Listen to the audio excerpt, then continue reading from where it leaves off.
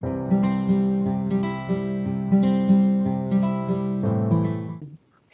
and welcome to this episode of Seeblue Smarts. My name is Helen Brown. I am co-founder and director of Seeblue Marketing, and joining me today is an old colleague of mine, Michael Evans, who runs a business called Beyond Consulting.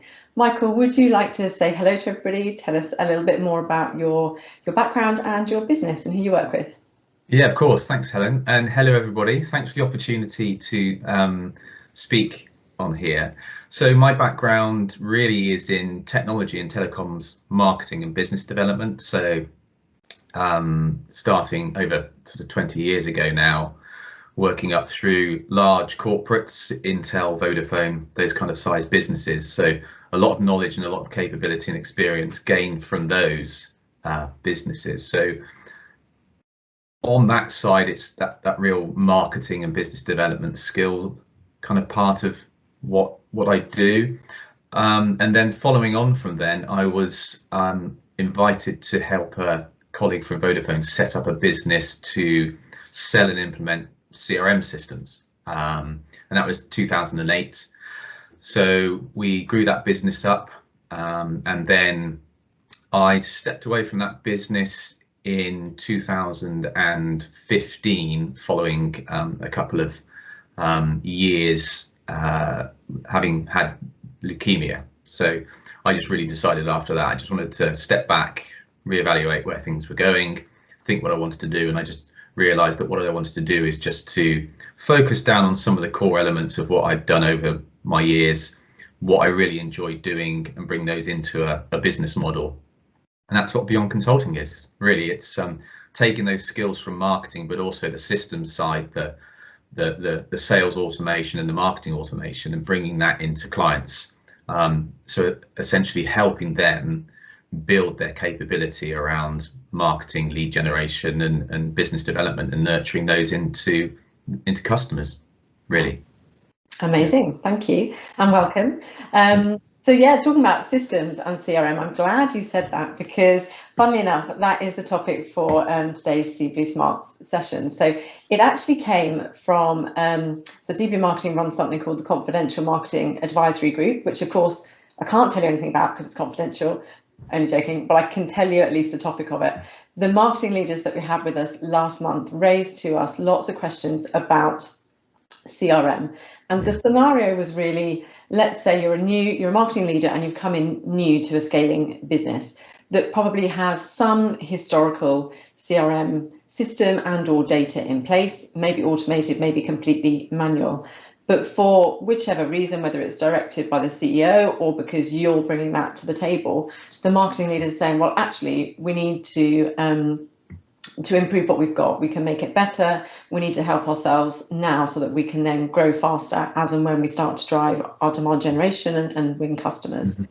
Yeah. So then lots and lots of questions kind of ran forth for the next 90 minutes of that session. And I thought, actually, let's take those questions away from here, ask who I know is an expert in this to really help us understand what does it take to, so I guess, first of all, what is right for a business? What makes it right for you versus not right for you? Because obviously what's great for a corporate is not great for a scaling business. Yes. Yeah. All the way through to, how do you implement it, and then how do you make it a success? So of those three areas then, obviously the logical place to start is, how do you know what's right for you? How does a marketing leader create a short list of systems, and on what basis do they select that system? Yeah, okay, so definitely the right place to start, because first of all, the vendors for these systems, let's just get the elephant in the room out there, really is, they're so great at their marketing. They know what they're talking about. They know how to sell their systems. They know how to sell the dream. They've been doing it for many years, and they invest a lot of their money in doing that to gain their own customers. But the reality is that, as you say, one system is great for one business, but might not be ready for yours, might not be right. You've got different processes, you've got different approaches, you've got different goals in your business, you've got different types of customers and the way that you interact with them. So really that first piece around understanding what you want to do is, it's about clarifying the term CRM and what you actually mean by that, because some people talk about CRM as the whole marketing automation and the sales automation piece and customer care, and then some people think it's just the sales piece. So it's really important that if you're going through this project, you need to be looking at those main key customer engagement stages that you look at and that you're managing, and understand from your point of view, what's your strategy? You know, what's your 3-year strategy going to be, and what is it you need to do to be able to reach there? What are your barriers that are in the way, and what are the kind of goals that you need to be hitting, and what are the measures that show whether you are hitting those or not? Because really these programs of improving or implementing new CRM or marketing automation, it's not actually about the technology. It's actually about your process and the way you go about engaging with customers and how you make what you do internally the most efficient and effective process that you can. Because essentially you're looking to personalize every engagement you can, learn from the data that you get from that, and make sure that everybody you employ within that sphere of the marketing business development area is utilizing their time to add most value, not, you know, admin and running reports and these kind of things. So yeah, the starting point is what's your process and what does it need to be to help fulfill your strategy and your goals. And what about the difference in expectation and requirement from a CRM solution between a business that has high volume, low value, so you're going to be having a lot of prospects and leads coming into the top of the funnel that you need to then manage in a more automated way, versus a business where, you know, each individual sale is 6 figures plus, you've got, everything is a face-to-face sale. What are the kind of core differences and what things you should consider or look out for in those two kind of, you know, extreme scenarios? Yeah, so I guess putting the marketeer hat on and that early stage business development piece, in each of those scenarios there has to be some kind of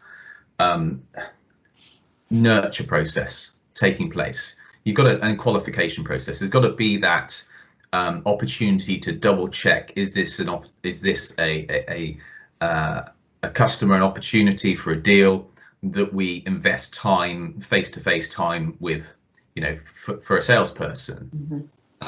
Once you've got that piece in place, really then you're looking at, for that high volume, you really want to start automating as much as that as you can coming through. Those high volume ones are typically more standardized product sales or service sales, where you can kind of route people into the areas of product that they want and down through the funnel, whereas yeah, far more time directly needed, face-to-face interaction with those larger ticket sales, because each one has so much of a larger impact on your overall goal delivery. So in terms of actually systems, from one side you might be looking at making sure that it's got a good e-commerce type flow through, and you're really focusing on how that interaction through other channels, like non-face-to-face channels, is taken and managed. But in reality, the majority of the systems out there, even at what people consider as the more entry level of the market, have got so much capability these days. They really have. They've come on leaps and bounds from having to spend hundreds and thousands of pounds on these things because there's such an opportunity in the market, and it's just a repeatable piece that they're doing essentially.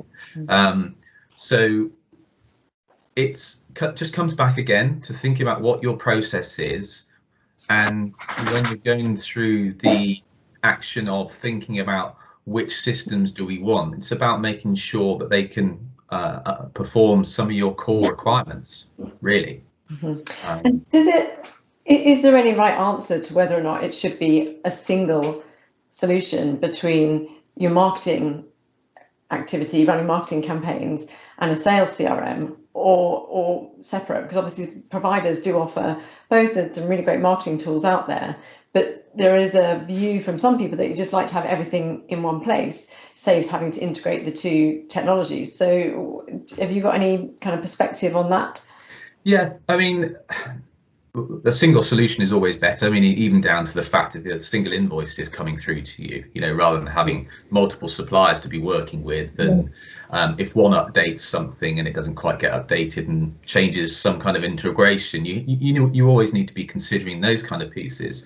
But in reality, you might find that you've got some capabilities in each of those different systems from different vendors that you really need in your business, or part of what they're offering, say in the marketing, is just costs way too much for what you need, however you like the sales part of what they do. So there are all those other factors to come in. And again, because these systems have been around for quite a while and people will want to either pick and choose between a different vendor for each one or go with the same, there's plenty of integration for them between systems. They've kind of got used to the fact that that's just required in the market.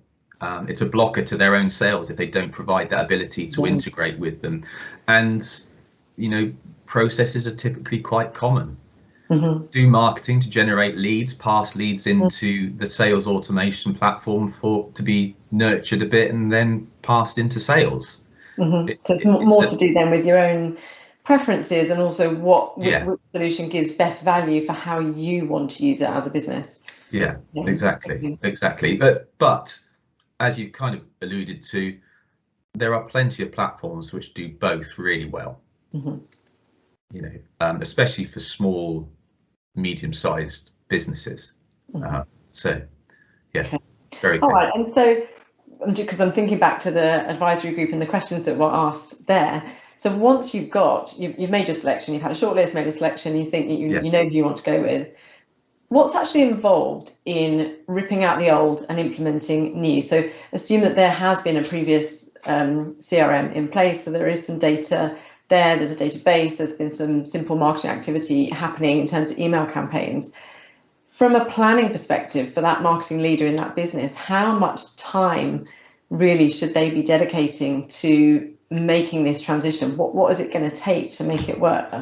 Yeah, okay. So first of all, it comes back down to looking at what do you need to do for your business? Where does it need to go? What are the changes you're making, and what are you missing with what you've currently got? Just a note on there. There are quite a few instances where people feel they need to change system, when actually they don't. They just need to review what they've currently got and re-engage with a partner and say, actually, we've reviewed our process and these are the changes that we need to make. Also, that's important simply because some people come into a business with a bias on what they've used previously.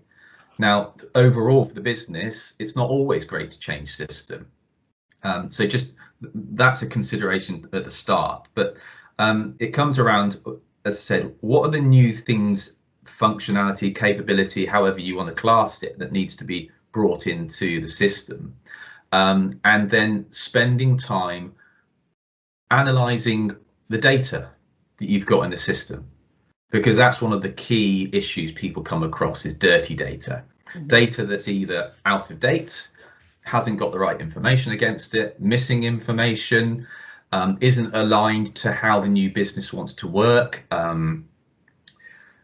doesn't have the right tags or filters against it, or the right information about how contacts or different leads have been engaged with previously. All that information should be cleaned up first, and that's your starting point, because that gives you a really good idea of where you're going to go from and how you then move forward, and actually what's missing versus your new, the new processes you want to follow. Because it's all about, this whole process is actually about gaps and gains.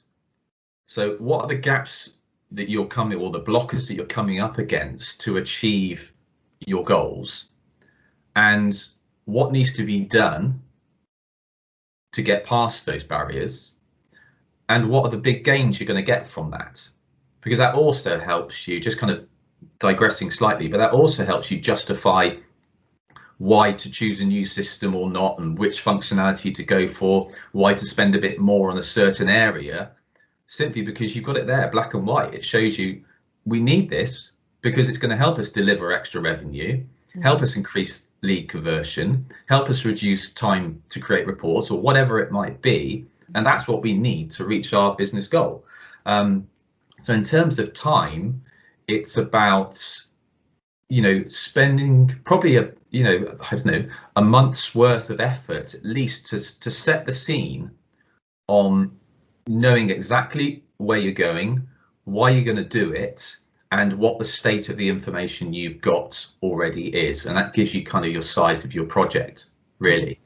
But you've got to get that first stage right, otherwise you'll trip over yourself as you go through even those initial stages of making the changes. You'll start to trip over yourself, and it will delay, and people will start grumbling about, why haven't we got the system sorted yet? What's the progress? Those kind of things. Yeah, that makes perfect sense. You've almost got to go slower to go faster in the long run. And actually thinking through to the kind of the next step of, once you've actually done that first month or 6 weeks or whatever it is of actual implementation, it doesn't end there, does it? Because it's like behavioral change. It's a change program asking people to do things in a different way. So there'll be a combination of people who've used the old system for a long time and new people into the business. But as you've defined, purpose of moving to a new system may well be because you need better processes. So it's not necessarily just the button that you press to get the result that's changed, but it could be your whole sales process.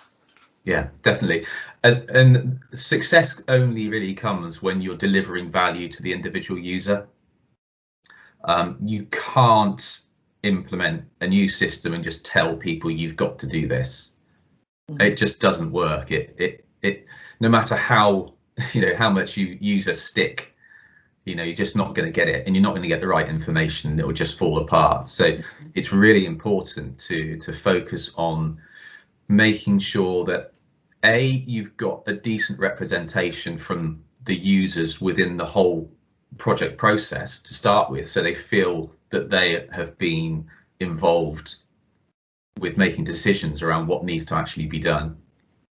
And then making sure that when you're starting to roll out through the testing and then through those initial couple of months, it's about making sure that there's real value delivered for themselves.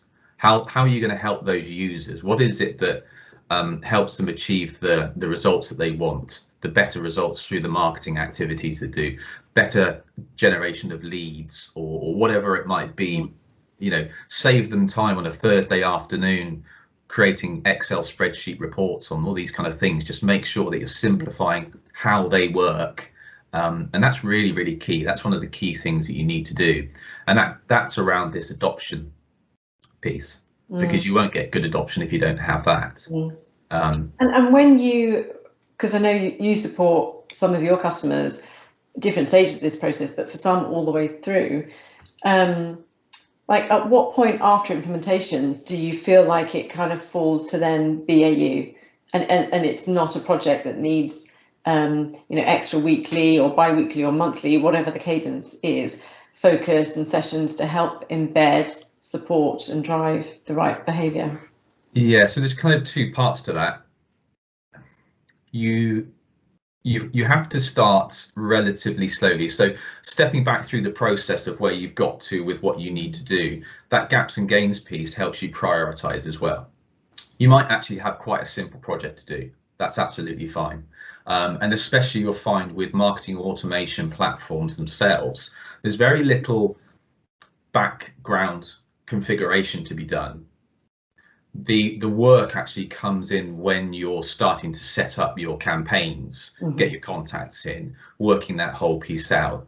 Now, the reality on that piece as well is, don't expect this to be a magic wand. Having that system, that new marketing automation system, won't suddenly make your marketing team, amazing. They need to apply their marketing capability and their skills to the system. There's a great quote from a guy called Grady Booch, who was a really clever guy at IBM, and he he had this phrase which was, "A fool with a tool is still a fool."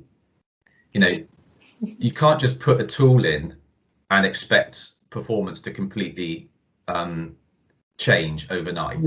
It doesn't happen. So you must think about, if you're trying to improve your marketing output, you must think about your people, their expertise, their capability, and then they will use this system to deliver that capability. So that's absolutely essential. You have to do that.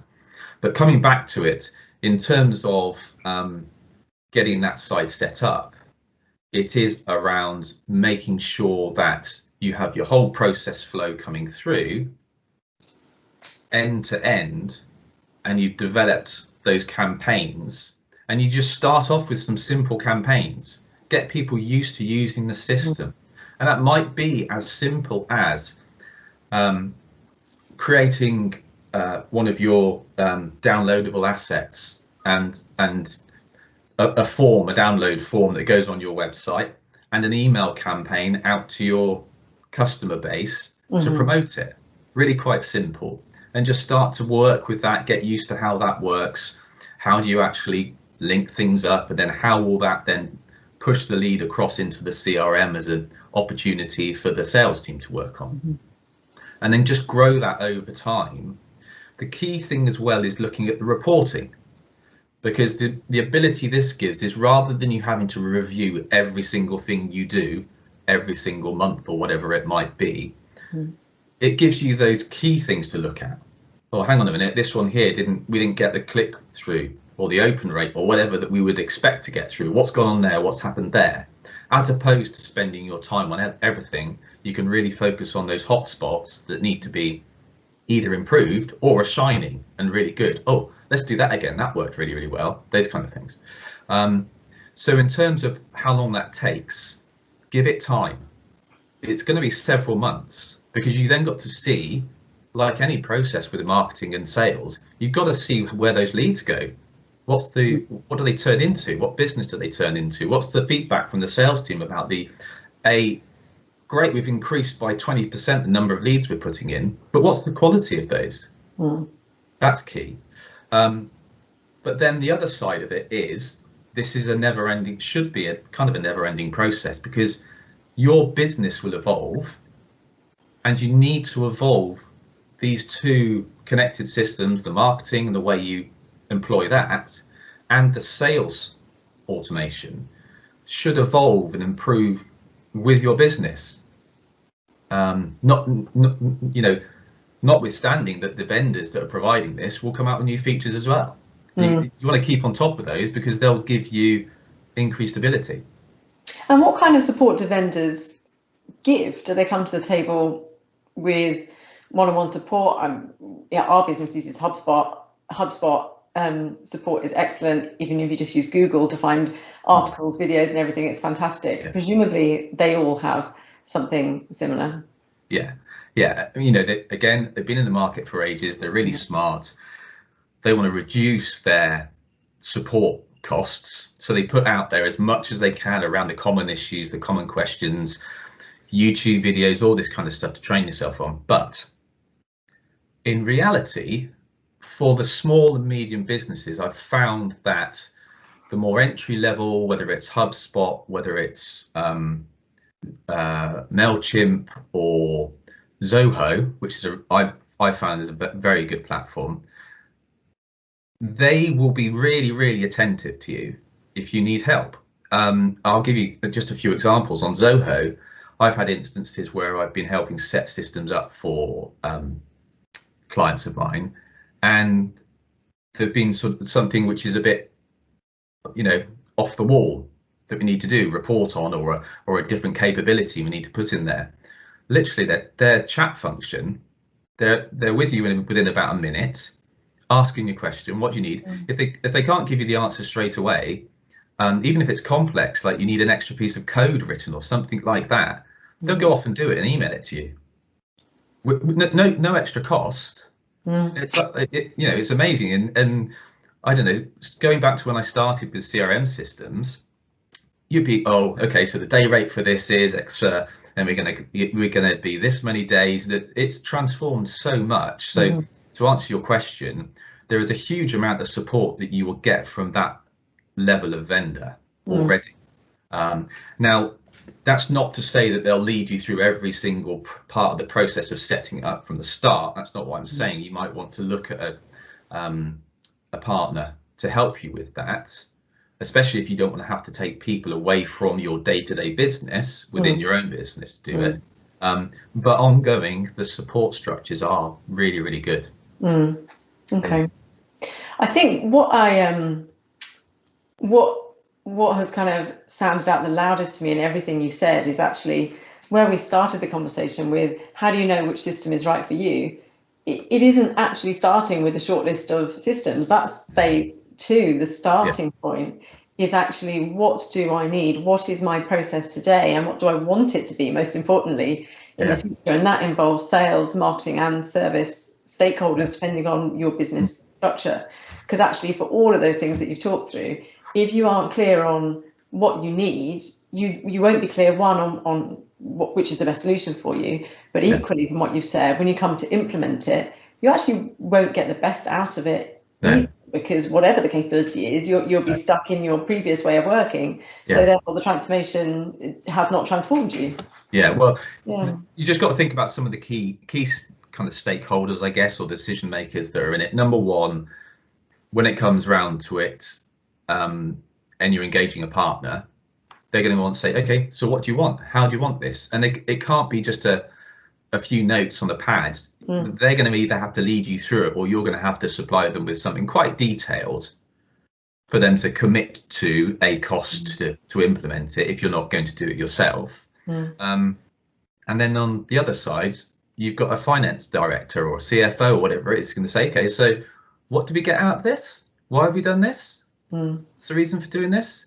I've just started working with a client to help to kind of, not turn around, but they've had a system in place for 5-6 years, and only a small part of the business has been using it. And I spoke to the finance director the other day, and he said, the thing is, we've been paying for this for 5-6 years now, and we've seen very little value out of it. We've really got to get this sorted. And that is one of the risks that takes place if you don't go through those processes at the start to really understand what you need and why you need it. Then it's a bit doomed to fail anyway, all the way through. So like you say, don't just go and say, oh, I've got this person I used to work with and they've been using X, Y, and Z system. Let's get that. Let's sign up to it. It's not the right way to do it. It's really not. And it's such an opportunity for you to review your processes, and that's value in itself. Even if you got to a point and you said, actually, we can't invest at the moment, but we know now, if we make a change here in this process and a change there in that part of the process, we're going to get some gains anyway. And presumably, because if you're at that moment in time where you're thinking about changing something to give you more capability, you probably at that point in time are looking at greater growth, or something has changed in your strategy, or you've got new investment. So it is, as you say, the perfect time to get all the stakeholders from the business involved in talking about what's needed, what will it take to be successful. Just something you touched on there, that all the stakeholders involved. So the key thing is to make sure that success will only come as well if you've got kind of a bit of a mandate from tops down. You know, the last thing, you can't have a sales director or above that, or a marketing director or above that, still cobbling together Excel spreadsheets with reports and taking them to board meetings.